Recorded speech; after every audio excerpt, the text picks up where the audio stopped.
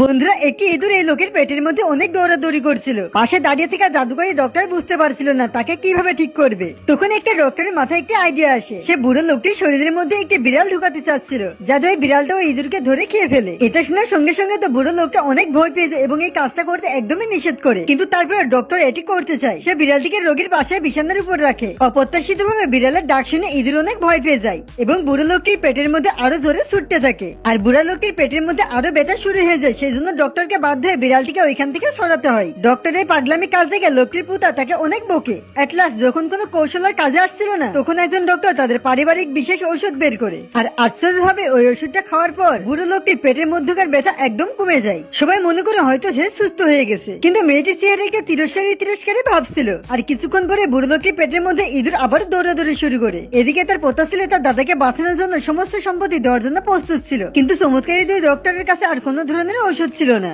ওই সময় মেয়েটি বলে ওঠে ইঁদুরকে ধরার জন্য সাপের ব্যবহার করতে হবে।